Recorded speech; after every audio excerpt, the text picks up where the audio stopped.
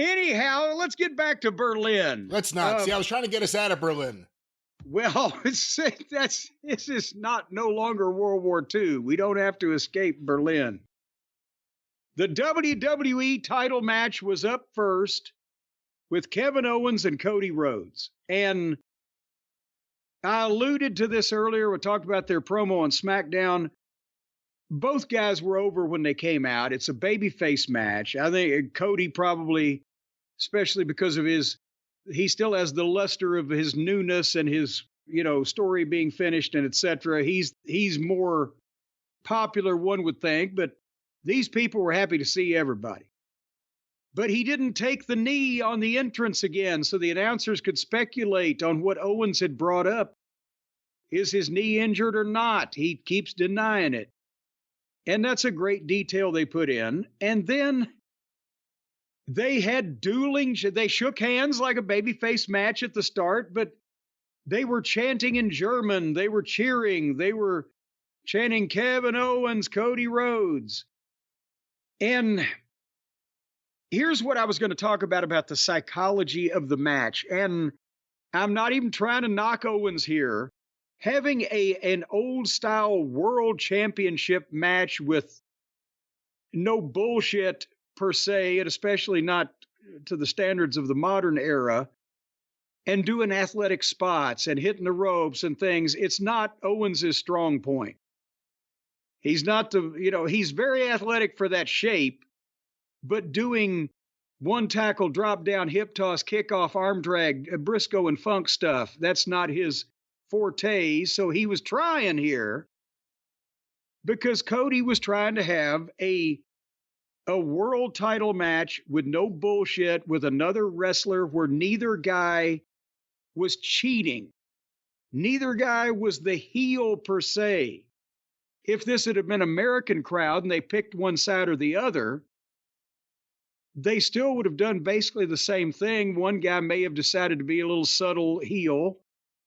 But when I talk about the matches in AEW where suddenly two baby faces are put together with no hard feelings between them, and within 5 minutes they're out there trying to pile drive a motherfucker through a table or choke slam him onto the goddamn steel stairs and break his neck and end his career, and I'm like, why? What the fuck? Because they approach this as a show. Indie guys approach it as a show to do moves to each other so the people will pop and then, say this is awesome when they're in a rec center. And, it's all about the show, the performance that they're putting on. But this was approached as what would we do if we were really who we were purported to be? If we really claim we're friends, Cody's an honorable guy, but Owens is trying to be an honorable guy. We have no personal grudge against each other that's been, fucking no angle's been shot, no grudge has been drudged up. It's for the belt, so we're going to try to win. We're going to punch our friend in the face, but we're not going to try to break his leg and hospitalize him. And that's the way they worked this match. They were trying to do their moves to each other, and they did, but they weren't trying to break necks or end careers. They weren't doing stuff behind the referee's back. One guy wasn't just hauling off and kicking the other guy in the balls every chance he got. That's what the psychology, and they had the fans chanting, "This is awesome." And they had the fucking people popping on the 2 counts. And, and they sold things. When Cody foiled a stunner and hit the crossroads, he got a 2 count. But it wasn't just immediately covering, it was a struggle to cover. Owens hit a suplex off the top rope and struggled to cover and then got a 2 count. They were hitting their moves, but they weren't cheating to do it. They were not violating the logic of who Cody Rhodes and Kevin Owens were supposed to be. Have I said that correctly? I think so, and that was a big part of the match, the whole tease of, will he do something to the knee? And that's why finally, as they were going into it, they did a big back and forth, and then Cody leaped to the top like he's going to do the disaster kick, Cody Cutter, whatever, and his knee buckled. And as he's selling it, Owens went like he's going to go for the chop block, but he stopped. He's like, because he had said, I don't want to win that way if it's going to be tainted again. And then Cody rolled out to the floor, and they're checking, but he's like, I'm okay, and he's fighting back. So Owens says, well, fuck it, then I'll kick the leg. And then he went to powerbomb him on the apron, but he wouldn't do it. He said, fuck it. And again, somebody's going to say, well, Cornette, you hate it when so-and-so wouldn't give the fucking Bengal Tiger driver 25-25 to so-and-so. And because context, again, is key.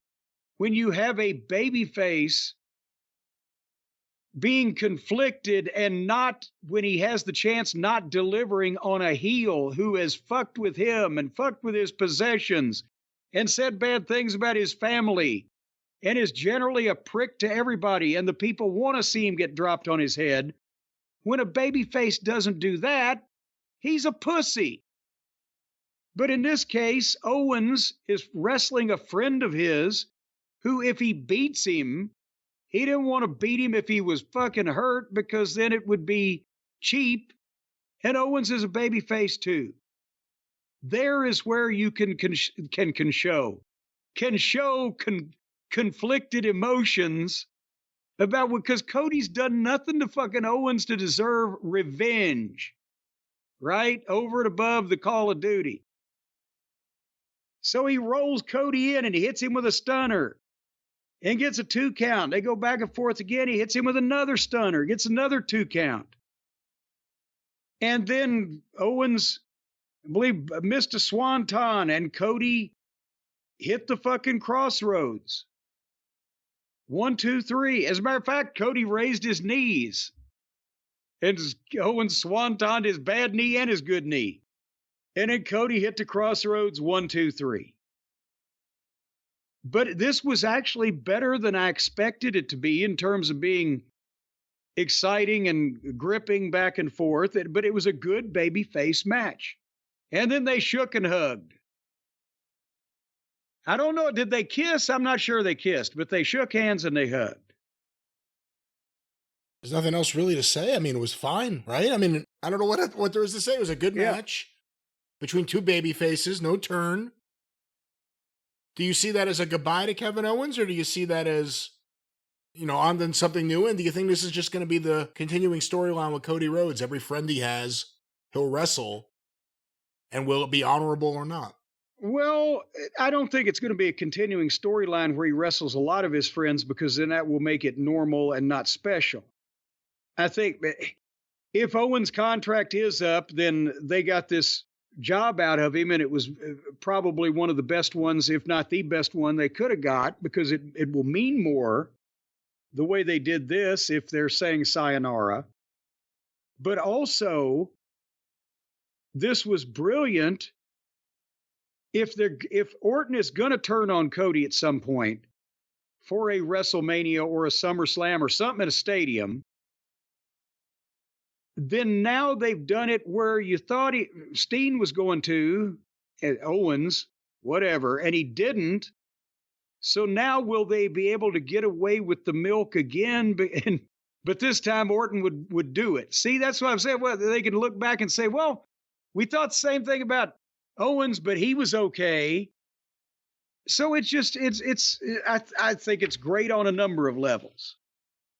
But it's very hard to do something like that and keep it exciting, whether or not you've got the rabid crowd. And I thought they did a good job of this. But yeah, just hitting the ropes and doing fucking extended high spots is not necessarily Owens' forte, but he was trying. But it was the story, Brian, the story that carried us through.